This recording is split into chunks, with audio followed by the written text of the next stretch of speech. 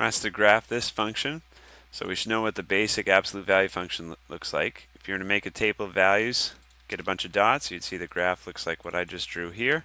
It changes direction suddenly at x equals 0. So this graph has been shifted.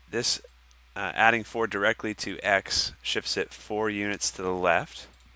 So 1, 2, 3, 4. So if you do a plus 4, that's 4 units left. If you do a minus 4, that's 4 units to the right. The plus 1 moves us 1 unit up. And then the times -2, a negative sign means instead of going up, this is going to be going down. And the 2 just makes the slopes of the lines on the side just double.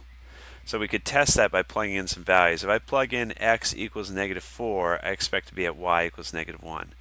So if I plug in -4 in for x, I get out y equals 1. It checks out there. And if I plug in -3 in for x, I expect to get y equals -1. So -3 plus 4 is 1, -2 times 1 is -2, -2 plus 1 makes -1. So those two dots check out with my equation. So that's our graph.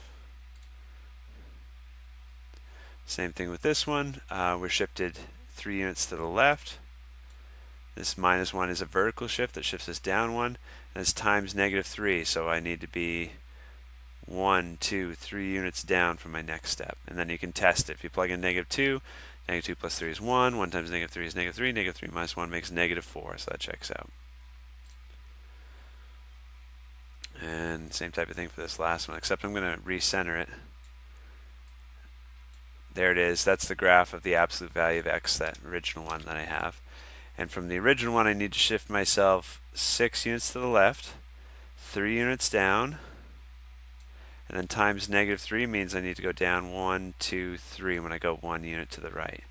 And to test it, if I plug in -5, -5 plus 6 is 1, 1 times -3 is -3, -3 minus 3 makes -6, so that checks out.